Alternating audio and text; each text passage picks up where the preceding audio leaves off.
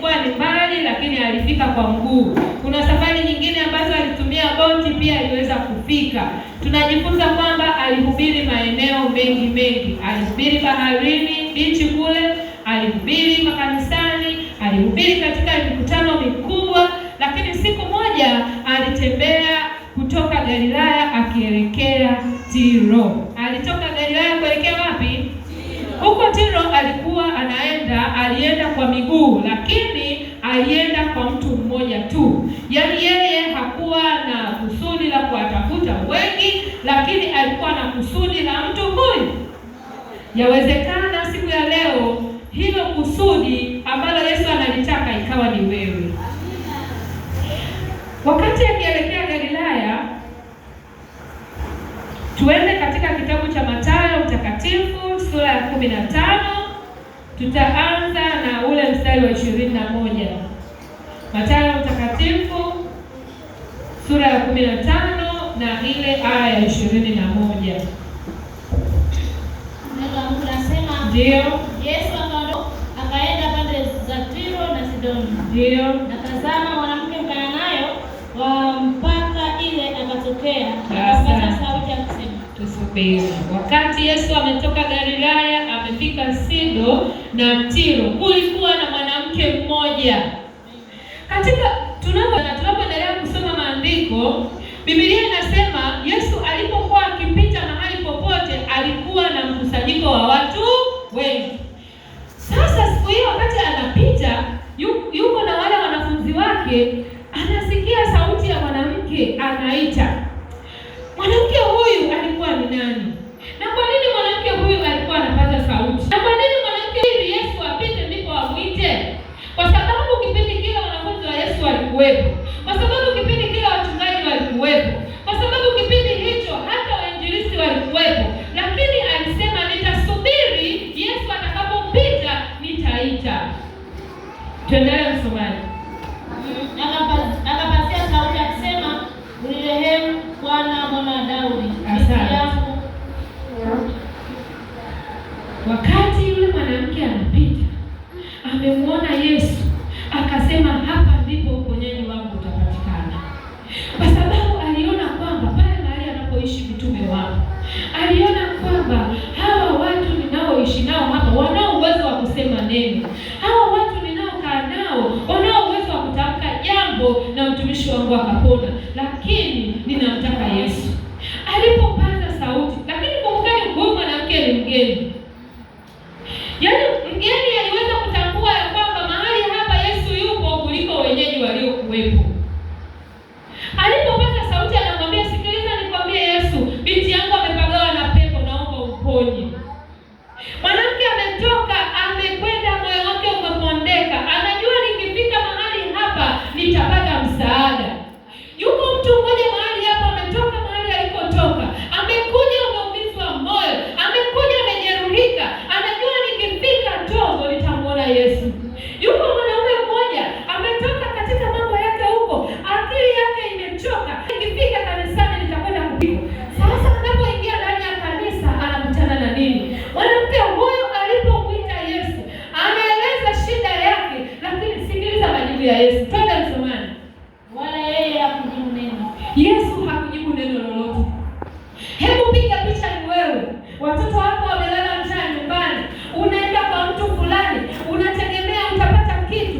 Unapoenda namwambia, sikiliza nikwambie mtu wa Mungu, hapa nilipo watoto wangu hata sijui baadaye na kuwaje. Nilikuwa nina shida, unisaidie. Lakini mtu wa Mungu anakuangalia tu. Hakujibu neno lolote. Utajisikiaje?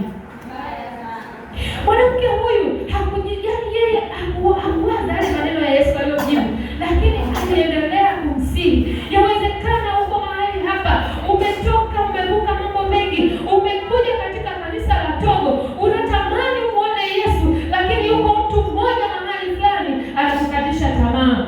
Sikiliza nikwambie rafiki yangu, usisikilize sauti za wanaokurudisha nyuma, mtazame Yesu pale Kalvari.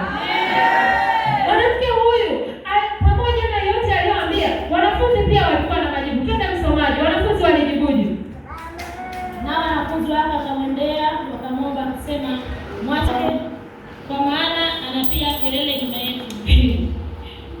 nikwambie rafiki yangu, mwanamke huyu amefika pale, anapeleka shida yake kwa Yesu. Yesu amekaa kimya, hamjibu chochote. Wanafunzi wake wanatokea, wanamwambia, sikiza nikwambie mama, hebu kaa pembeni kwanza, Yesu amechoka. Yawezekana ni wewe rafiki yangu, umekutana na changamoto fulani, unajua nikifika kwa Gatai nitaweza kupata hata neno la kunitia moyo, lakini unakutana na mama Gatai anakwambia, sikiza nikwambie baby, achana naye, huyu ndivyo alivyo. Mmoja anakwambia, sikiza nikwambie rafiki yangu Gatai, achana na huyo mwanamke, ndivyo alivyo. Anakuja mtu mmoja anakwambia, sikiza nikwambie Gatai, huyo dada tushamzoea. Lakini sikiza nikwambie rafiki yangu, kelele za hao watu zisikukatishe tamaa. Mtazame Yesu pale msalabani. Yesu hata kama amekaa kimya, liko jibu ambalo Mungu anakuandalia. Katika maombi ya siku ya leo rafiki yangu, yawezekana umeomba kwa muda mrefu, yawezekana umemsihi sana Yesu, bado amekaa kimya. Usikate tamaa, jibu lako linakuja. Yawezekana umekutana na magonjwa makubwa, umeuguza, umefika mahali umekata tamaa, lakini ngoja nikwambie, jibu lako lipo. Ngoja niwaambie, siku moja niko hapa mjini, napambana na maisha yangu hapa na pale. Mamangu aliumwa sana. Pigiwa simu na sikiliza, jiandae kesho unaondoka, mama hali yake mbaya. Nikafikiria, sina kazi, nimekaa ndani. Alafu naambiwa nijiandae kesho naondoka. Naondokaje? Yule mtu aliyenipigia simu akamwambia, sikiliza, nishakutumia nauli, jiandae. Kweli siku ilipofuata nikapanda gari. Ni kweli nilipita moja kwa moja mpaka hospitali. Ninafika pale, mama yangu amelala. Aliponiona pamoja na madripu aliyokuwa nayo, ana dripu la damu, ana dripu la maji, lakini alilia kwa uchungu sana. Yaani kiukweli hata mimi nilishindwa kujizuia. Yaani sielewi ninaomba nini kwa sababu ya hali ya mama yangu aliyokuwa nayo. Mwanamke huyu nilimwangalia, niliumia. Huyu ni mwanamke ambaye ndiye kila kitu katika maisha yangu. Leo amelala hivi, haniwezi. Hivi ni kweli atatoka? Imani yangu ikaanza kupungua. Haikutosha. Yule mama alikaa pale hospitali, siku zikaenda, wiki ikaisha, tukaambiwa, sasa sikiliza nikwambie binti, mnaondoka mahali hapa mnaenda General. Nikafikiria sana. Mimi General sijawahi kwenda. Sipani ninaingilia naanzia wapi? Halafu sina mtu wa kunisaidia. Daktari, sikiliza dada, usiogope. Utaenda. Na nikiwa binti mdogo, sio kama hapa nilipofikia nishakuwa mzee, nilikuwa binti mdogo. Tukaanza safari kufika mpaka General. Kufika General, matibabu yakaendelea. Namshukuru Mungu alisaidia yule mama akainuka. Wakati tunaambiwa sasa unaondoka nyumbani, yule mama amefanyia operation, hawezi hata kufanya mazoezi. Kamuuliza daktari, huyu mtu mimi nampeleka wapi? Unanipa kio katika hali hii? Daktari akasikiliza, watu wapoleaji hospitali, dada beba mama yako nenda nyumbani. Kiukweli imani yangu ilizidi kushuka sana. Kwani huyu Yesu ninayemwita hanisikii? Napanda gari na yule mama, narudi nyumbani. Nafika nyumbani nakutana na mzee, hali ni mbaya kuliko mama niliye naye. Kiwa ni wewe ungefanyaje? Kwa maisha niliyokutana na yule mzee akiwa katika hali mbaya, nimerudi na mama yuko katika hali mbaya. Kiukweli nilifika mahali nikasema, Mungu hayupo. Haiwezekani aruhusu majaribu yaje kwangu tu. Natokaje mimi mahali hapa? Nikalia sana. Tena ninalia, sio nalia mbele ya yule mama kwa sababu anamshono, sije kumuongezea pressure. Ninalia kama mbele ya yule baba. Nilitoka nikaenda kwenye mabua huko polini, nikalia sana. Lakini kumbe katika kulia kwangu Mungu alikuwa ananitazama. Ndipo tunarudi kwenye kisa cha huyu mwanamke. Mwanamke ameumia, binti yake amepagawa na pepo, hawezi hata kushikika. Anakuja anaomba msaada. Wapo watu wanamwambia, dada nyamaza, Yesu yuko bize. Yawezekana ni wewe, watu wamekukatisha tamaa. Usikate tamaa kwa sababu jibu lako lipo. Twende msomaji katika mstari unaofuata. Mstari wa 28 anasema, akajibu akasema, sikutumwa ila wapotea kwa nyumba ya Israeli. Majibu ya Yesu baada ya kusikia wale watu wanamwambia nyamaza, usipige kelele, toka, bado Yesu anaendelea kujibu majibu yanayoweza hata ingelikuwa ni wewe ungeumia sana, lakini kwa yule mwanamke alimuongezea kitu. Yesu anamwambia, mimi sikutumwa, nilitumwa kuja kwa kondoo waliopotea, lakini sasa ninawezaje kuchukua chakula cha watoto na kuwapa mbwa? Hebu tafakari. Tafakari kwa makini, yaani tafakari kwa kuelewa. Yesu anasema, nilitumwa kwa kondoo waliopotea, lakini siwezi kuchukua chakula cha watoto alafu nikawape mbwa. Ngoja nikwambie, sisi tunaolijua neno hatutaki kuwafundisha wengine kwa sababu tumewaona ni mbwa. Hatutaki kuwafundisha wengine neno kwa sababu tunawaona wale ni makafiri. Hatutaki kuwafundisha kuwaleta kwa Yesu kwa sababu tumewaona wao hawafai. Hatutaki kuwafundisha watu wakamjua Mungu kwa sababu tunasema kwamba sisi ndio tunalolijua neno. Lakini habari njema na furaha kubwa, kanisa la Adventista wa Sabato haliko hivyo. Hata mchana wa leo wameandaa mikutano ya kwenda kuwapelekea wengine habari njema za Yesu. Watu wa Mungu wasiwachore. Bwana Yesu asifiwe. Tuendelee msomaji. Naye akaja akamshuhudia akasema, Bwana. Yule mwanamke baada ya kusikia yale maneno ya Yesu hakukata tamaa.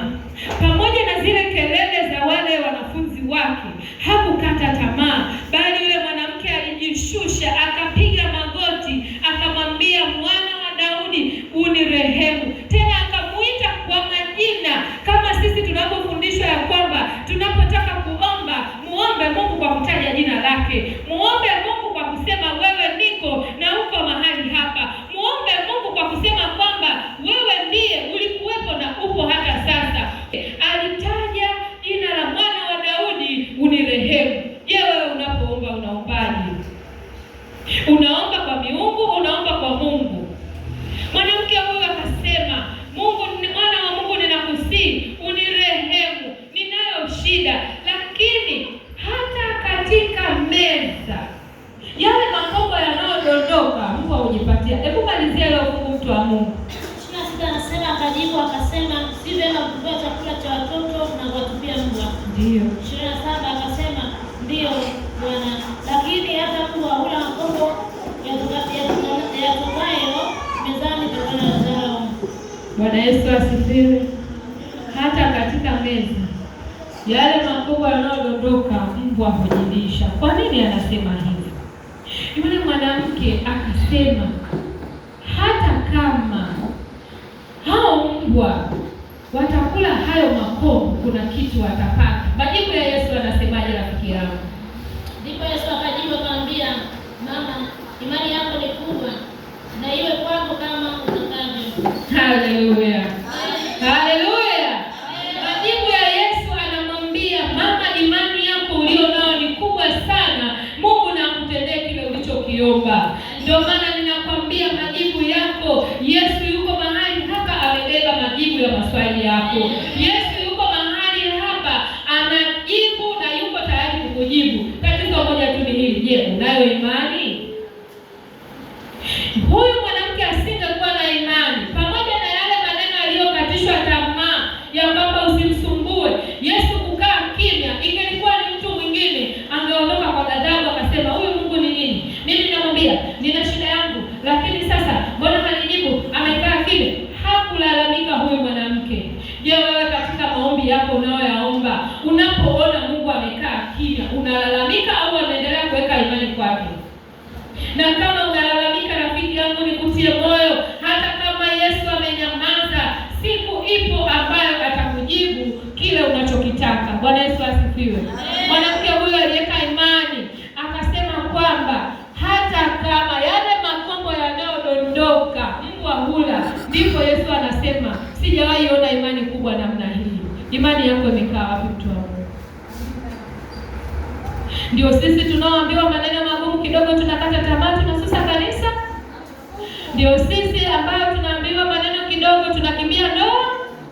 Ndio sisi ambaye tunaambiwa maneno kidogo tunatelekeza Ndio sisi ambao tunaambiwa maneno kidogo tunasema basi tena, na kama ndo huduma yenyewe ndio basi. Weka imani yako kwa Yesu. Amen. Acha wakukatishe tamaa, lakini mtazama Yesu pale msalabani. Mwanamke huyu angekubali kukatishwa tamaa na wale wanafunzi angeliondoka, lakini alijua ya kwamba pamoja na haya yote mimi nang'ang'ana miguuni pa Yesu na ndiye atakayeniponya. Na Yesu alipoona imani ya yule mama akamwambia, imani yako imekuponya, na binti yake akawa mzima saa ile ile. Haleluya.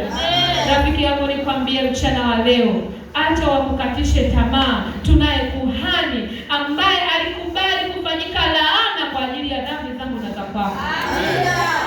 Imani yako iko wapi? Ndio wewe ambaye ukiguswa kidogo na kimbilia kwa mganga kienyeji kwenda kuuliza? Ndio wewe ambaye ukisikia tu nyau analia unaanza pepo shindwa? Imani yako iko wapi? Nyau analia ni mnyama tu kama wanyama wengine, wasikutishe. Imani yako iwe kwa Yesu. Ni wewe ambaye mtoto akijikwaa kidogo unasema hamna, huko kujikwaa sio kwa kawaida, lazima nikajiulize. Utajiuliza sana, lakini majibu yako anayo Yesu. Ngoja nikwambie, twende katika Waebrania kwa Mungu.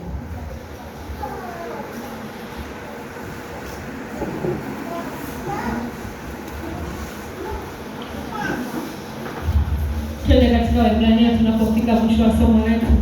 Waebrania 4:14. Neno unasema ndio, basi iwapo tunaye kuhani mkuu aliyeingia katika mbingu, Yesu mwana wa Mungu, na tuyashike sana maungamo yetu. Haleluya. Bwana Yesu asifiwe. Yawezekana wasema tena kwa nguvu tu wa Mungu. Basi iwapo tunaye kuhani mkuu aliyeingia katika mbingu, Yesu mwana wa Mungu, na tuyashike sana maungamo yetu. Bwana Yesu asifiwe. Tunaye kuhani mkuu aliyeingia katika mbingu, na tuyashike nini? Maungamo yetu. Inawezekana tujaelewe. Twende na njia fungu lingine. 15 anasema, kwa kuwa hamna kuhani mkuu asiyeweza kuchukua nasi katika mambo yetu ya udhaifu, bali yeye aliyejua sawasawa na sisi katika mambo yote bila kufanya dhambi. Bwana Yesu asifiwe. Hakuna kuhani mkuu anayeweza kutuchukulia mambo yetu isipokuwa nani? Hakuna mganga wa kienyeji anayeweza kukuponya wewe magonjwa kama isipokuwa nani? Hakuna mtu anayeweza kulinda ndoa yako mama isipokuwa nani? Baba, hakuna mtu anayeweza kulinda watoto wako isipokuwa nani? Huyo ndio kuhani mkuu anayetulinda sisi. Alikubali kufanyika laana kwa ajili ya dhambi zangu na dhambi zako. Alikubali kushuka hata mauti ya msalaba ili mimi na wewe tuokolewe. Inakuwaje leo unakwenda kuweka imani katika mafuta yanayotengenezwa na mtu fulani? Unakuwaje leo kwenda kuweka imani katika maji ambayo yanatoka bombani Damasco? Ni kweli ndiyo imani yako, lakini kwa nini ukubali kupoteza fedha zako? Maji hayo ulio nayo yachukue, yaombee mwenyewe kwa mikono yako, alafu kunywa, Mungu atatenda. Maji hayo unayoamini wewe, uliyeyachota mwenyewe kwa mikono yako, yaombee, kwa sababu na wewe unajua kuomba, imani unayo. Amen. Haleluya. Huyu mwanamke hakuona mahali pengine pa kukimbilia, kwa sababu binti yake alikuwa mgonjwa, alikuwa na uwezo wa kupeleka kwa waganga wa kienyeji. Huyu mama, kwa sababu ya yule binti yake alipokuwa anaumwa, alikuwa na uwezo wa kufanya mambo yote ili kusudi binti yake apone, lakini imani yake ilikuwa ni moja tu: nikisogea miguuni pa Yesu nitapata nini? Ponyaji. Yuko mwanamke mmoja katika Biblia naye alikuwa na imani, kwa kugusa pindo la Yesu tu alipata kufanya nini? Mimi na wewe tunashindwa kufanya, tunafeli wapi? Hebu muulize rafiki yako, tunafeli wapi? Umeomba kwa muda mrefu, usikate tamaa. Umemwita Yesu mara nyingi, bado amekaa kimya, anasubiri kuona imani yako. Unafeli wapi, mtu wa Mungu? Twende tunalizie, mtu wa Mungu, fungu la mwisho. Fungu la mwisho 16 anasema, basi na tukaribie kiti cha neema kwa ujasiri, ili tupate rehema na kupata neema ya kusaidia wakati wa mahitaji. Bwana Yesu asifiwe. Basi na tukaribie